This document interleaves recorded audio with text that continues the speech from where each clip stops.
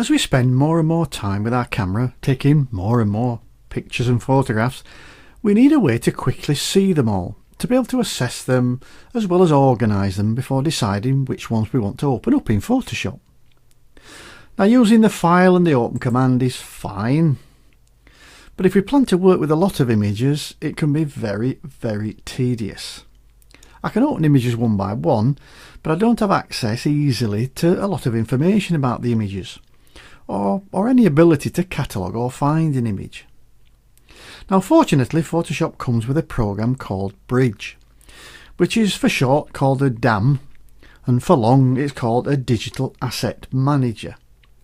And this allows us not only to view the files, but also do other things like adding keywords, metadata, and filtering our images. And it's far easier to use Bridge to navigate the folders on your hard drive and to open images than it is to do it any other way.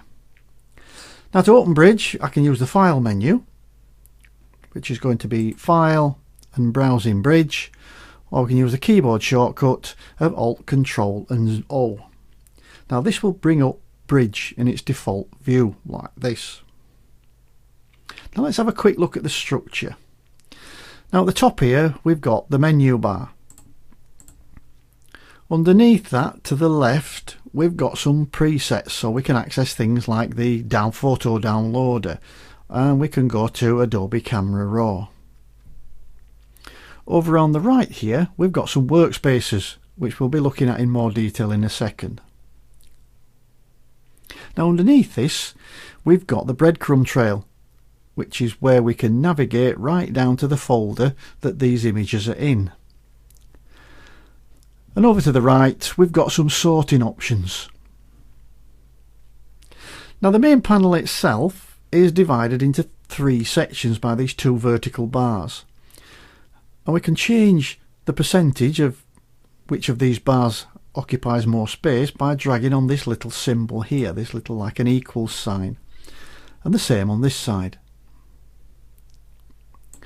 Now, within each of these panel groups, we've got sub-panels. Here we can see we've got the favourites, we've got folders, and we've got a sub-panel divider. So here again, if I hover over that, I can drag that up and down. And the same over at this side. And here you can see I've got some more sub-panels. I've got a keywords panel and the metadata panel. Now, at the bottom, we've got a slider, so we can make the thumbnails bigger or smaller, and we've got some just different custom views. Now, this layout is the default, or what they call the Essentials workspace, and this isn't always ideal. Now, we can customize this to best suit our workflow and save it out as our own custom workspace. Now, let me show you my custom workspace and how easy it is to do. Okay. Well, over here, if you look, we've got the preview panel. Now, this is fairly small, and I would prefer my preview panel to be in the middle here, where I've got a nice big area, so I can see a nice big preview. So all I do is I go and click and drag on the tab where the word preview is, and I drag it in until I get a blue line going all the way around, and then I just let go and I drop that panel into the middle. So now my preview panel is in the middle. I prefer the content panel, which is the content of whichever folder we happen to be looking at, over here on the right hand side. So I'm going to click and I'm going to drag the content folder and wait again till I get those lines going all the way around and drop it in. So I've now got content, keywords and metadata, and I've got my preview panel here. So now if I click on an image, I get a nice big preview in the middle that I can see. Now, I do like metadata and keywords to be down with filter and collections to keep them all together. So I've just got my content on this side. So again, I'm going to grab the keywords panel, I'm going to drag it down and just dock it with filter and collections. And I'll do the same with my metadata panel. So I'll have all them in together. So I've got filter, collections, keywords and metadata all together in one place. I've got my content, which is what's in the folder I'm looking at, and I've got my preview in the middle. Now I've got here, we've got the favourites and we've got folders. And what I'd like to do is to just make that a little bigger, to just give a little bit more to the folders, because that's important for me to be able to navigate through the whole of my folder structure. And if I want to, I can make some favourites and add them to the favourites panel.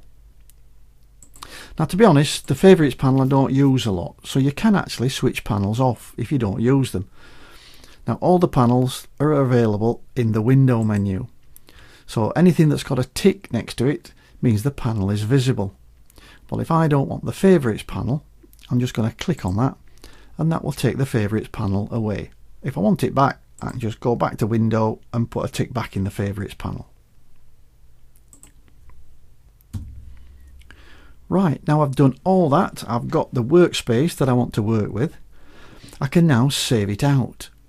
So I'm going to go over to this little down arrow here, and I'm going to select new workspace. I'm going to give it a name. I'll call it Ken Workspace. I'll leave the tick in save window location, and I'll save the sort order, and I'll click save. And now you can see it appears now that I've got my own workspace. And I've got these others I can go at as well. So if I quickly want to go to the output workspace, I can. Or I can go to the film strip. Or I can go back to my own workspace now, my Ken workspace. So that's it. That wraps up our little conversation on the Adobe Bridge and how to make a customized workspace to suit your workflow. I hope that was useful. I'll see you in the next video.